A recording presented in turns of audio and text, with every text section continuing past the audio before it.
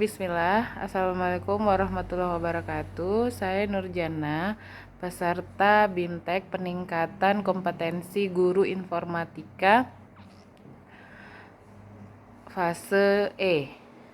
Baik, pada kali ini saya akan merefleksi modul 3 yang terkait tentang literasi digital. Yang pertama, pemikiran reflektif terkait pengalaman belajar mandiri. Modul 3 mencakup yang pertama adalah apa saja pengalaman belajar yang baru saja diperoleh. Dari modul 3 yang bisa saya pahami adalah yang pertama, cakap dan bijak sebagai individu yang menjadi warga negara sekaligus menjadi warga masyarakat digital yang produktif, beretika, berbudaya, aman, nyaman, dan seimbang. Selanjutnya, berkarakter baik dalam berkomunikasi, berkreasi, berkolaborasi, dan berinteraksi pada masyarakat digital, serta peduli terhadap dampak dalam kehidupan bermasyarakat. Selanjutnya, bagaimana emosi-emosi yang dirasakan terkait pengalaman belajar yang dilakukan. Nah, jadi dari literasi digital ini kita banyak mempelajari ya, salah satunya juga terkait tentang budaya dan etika dalam menggunakan TIK. Nah, kemudian di awal kita sudah diberikan modul terkait tentang berpikir komputasional. Nah, ternyata kita di dalam informatika ini dia cukup kompleks pembahasannya karena dia tidak hanya terkait tentang konsepnya, kemudian prakteknya, dan juga pada nilai budaya dan etikanya, di mana hal tersebut sangat penting untuk generasi digital. Tidak hanya seperti yang tadi sudah dibahasakan, bukan hanya sebagai warga negara, tapi juga sebagai warga masyarakat digital. Nah, jadi kita dihadapkan pada dua dunia tersebut. Bisa dikatakan dua dunia karena selain kita harus menjadi warga negara yang cakap, kita juga harus menjadi warga masyarakat digital yang cakap, yang beretika dan berbudaya. Baik, selanjutnya hal apa saja yang sudah baik berkaitan dengan proses belajar atau pembelajaran. Modul 3 ini kita sudah melihat mulai pada praktisnya ya, yaitu hasil dari berpikir kritis, yaitu kita tidak mudah terjebak dalam kesalahan dalam di era digital ini. Dan ini akan menuntun kita pada menjadi manusia yang lebih cakap, beretika, berbudaya, yang mampu berkreasi, yang memanfaatkan media sosial bukan hanya untuk hiburan, tapi juga untuk salah satunya juga untuk memperoleh kebutuhan finansial. Profesi yang bisa disebut karena dia muncul karena adanya era digital ini. Baik, selanjutnya apa saja hal yang perlu diperbaiki terkait dengan proses belajar. Saya pikir karena saya sudah membaca dari modul 3 ini, semuanya sangat banyak ya. Kembali lagi setelah saya pikir-pikir, hal yang kurang itu hanyalah persoalan waktu. Jadi saya sangat menunggu, saya sangat antusias untuk pembelajaran yang akan membahas modul-modul tersebut, karena jika terkait tentang membaca, kita semua peserta pasti sudah selesai membaca modul-modul mulai dari modul 1 sampai dengan modul 4 insya Allah. Baik, selanjutnya analisis implementasi modul 3 dalam konteks guru informatika. Mencakup yang pertama ada apa pertanyaan kritis yang berhubungan dengan konsep materi sehingga tergali materi lebih jauh.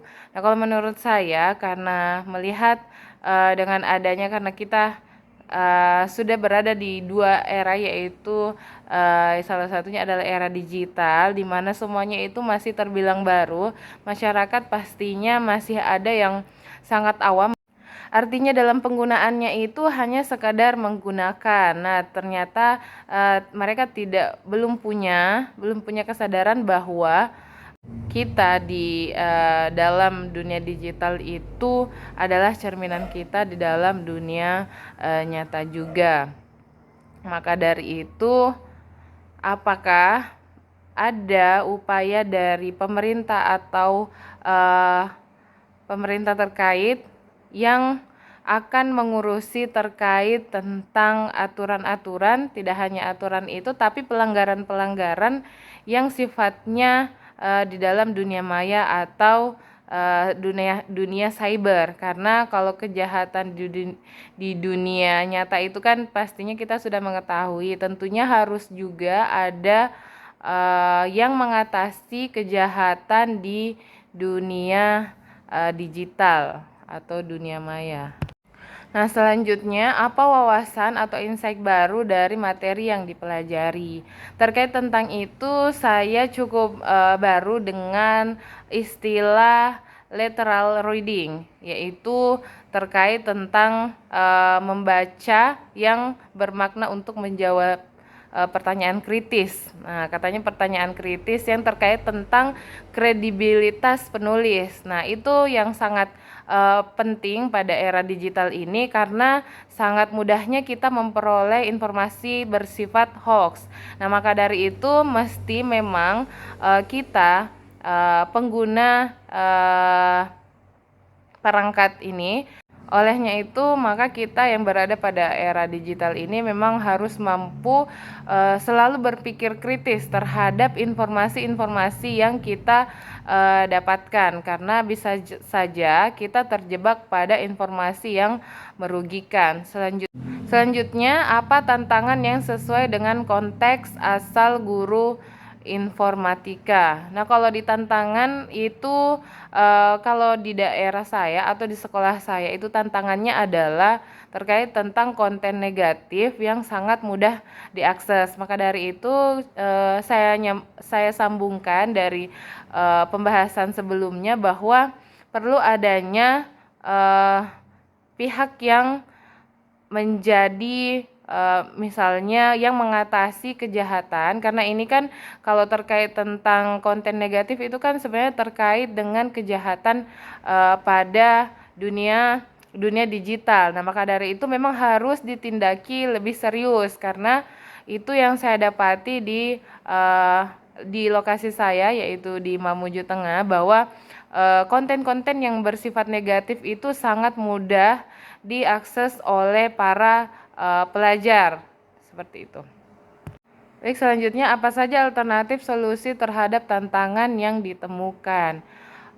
Kalau saya ada beberapa solusi, tadi sudah saya sebutkan pada untuk pemerintah. Kemudian yang kedua itu juga kepada setiap orang tua untuk lebih memperhatikan atau lebih melihat apa yang diakses oleh anak-anak mereka, atau bisa lebih tegas lagi terhadap penggunaan smartphone atau perangkat-perangkat yang lainnya, perangkat digital yang lainnya terhadap anak-anak mereka. Baik, selanjutnya terkait tentang keterhubungan topik yang dipelajari dengan pengalaman di masa lalu. Jika membaca tentang modul 3 ini, yaitu terkait tentang literasi digital, saya sedikit mengingat pada materi yang terkait dengan Neti Kuete, tapi di dalam teknologi informasi dan komunikasi. Nah, tapi pada literasi digital ini dia sifatnya lebih kompleks karena dia dikaitkan dengan sistem komputer. Dia lebih mengupas kalau menurut saya. Selanjutnya, penerapan di masa mendatang. Tentunya ini menjadi bahan bagi saya karena sangat banyak bahan-bahan baru yang bisa saya jadikan bahan pembelajaran di kelas. Selanjutnya, konsep atau praktik baik yang dilakukan bisa dari modul yang lain atau dari sumber lain di luar bahan ajar. Nah, kalau saya seperti itu, bahwa yang harus diperhatikan adalah cara mengecek fakta, apakah ada bukti tentang informasi yang kita dapatkan. Kemudian kita harusnya terbuka untuk mencari informasi lain atau sumber lain. Nah, itu yang harus kita tanamkan pada diri sendiri dan peserta didik. Selanjutnya, konsep atau praktik baik yang dilakukan dari mata pelajaran dan kegiatan lain di sekolah bisa digunakan, yaitu kita manfaatkan terkait tentang kegiatan P5 atau profil pelajar pemuda Pancasila, seperti itu. Terima kasih.